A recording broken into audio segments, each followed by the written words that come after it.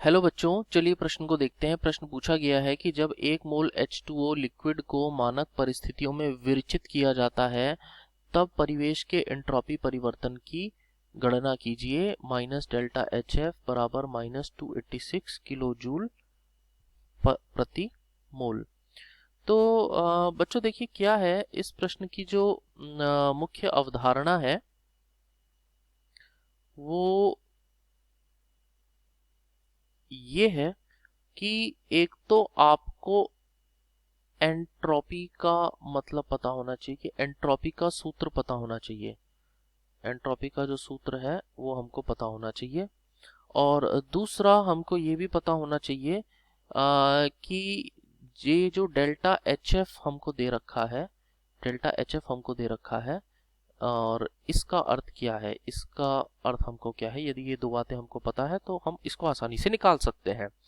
तो देखिए बच्चों इस प्रश्न में हमारा जो प्रश्न है वो है H2 प्लस H2 जो कि हमारा गैस है प्लस हाफ O2 जो कि हमारा गैस होगा। इन दोनों की अभिक्रिया जब हम कराते हैं तो H2O जो हमारा है वो बनता है। तो H2 प्लस हाफ O2 बराबर H2O हमारा बनता है और जो कि हमारा लिक्विड होता है। अब इस अभिक्रिया की जो इंथैल्पी हमको दे रखी है, इंथैल्पी ऑफ फॉर्मेशन कहते हैं, इन बनने की जो इंथैल्पी है जो हमको दे रखी है वो दे रखी है इन्होंने माइनस का 286 किलो जूल पर मोल। यानी कि जब ये अभिक्रिया होती है तो जब H2O बनता है तो उस समय पर इस निकाय से, इस सिस्टम से -286 किलो जूल प्रति मोल ऊर्जा इस निकाय से निकल जाती है और ये ऊर्जा निकल के कहाँ चली जाती है, ये परिवेश में चली जाती है।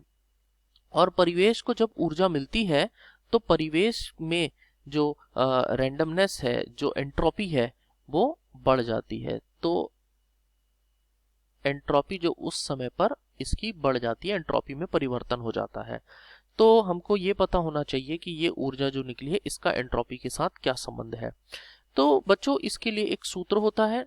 सूत्र ये होता है कि डेल्टा S जो एंट्रोपी का परिवर्तन है ये है एंट्रोपी परिवर्तन। तो जो डेल्टा S है जो एंट्रोपी परिवर्तन है वो बराबर होता है Q जो कि हमको हीट यहाँ पर मिली है और अपॉन T जो कि हमारा यहाँ पर तापमान है। तो अब Q जो है, Q ये कौन सी है, ये है Q सराउंडिंग, मतलब जो परिवेश में चली गई ये ऊर्जा। परिवेश में कितनी ऊर्जा गई है, परिवेश में ऊर्जा गई है 286 किलो जूल पर मोल। 286 किलो जूल पर मोल ऊर्जा जो है हमारी चली गई है। और तापमान, चूंकि हमसे बोल रखा है कि ये मानक परिस्थिति है तो मानक परिस्थिति में जो तापमान हमारा यहाँ पर रहेगा, जो हमारा स्टैंडर्ड कंडीशन में मानक परिस्थिति में तापमान रहेगा वो रहेगा आपका 298 केल्विन। क्यों? वो इसलिए क्योंकि जो हीट ऑफ फॉर्मेशन है, जो आपकी इंथैल्पी है, उसकी जो मानक परिस्थिति होती है वो 298 केल्विन और 1 बार प्रेशर पर नापी जाती है। तो इसीलिए तापमान हमारा 298 केल्विन हुआ।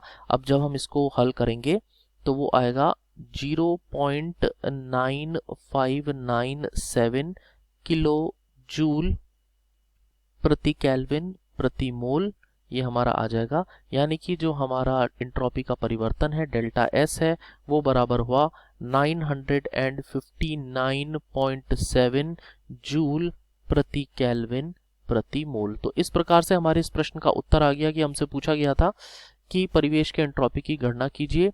एक बात और यहाँ पे बतानी है कि ये धनात्मक क्यों आया। धनात्मक इसलिए आया क्योंकि ऊर्जा परिवेश को मिली है।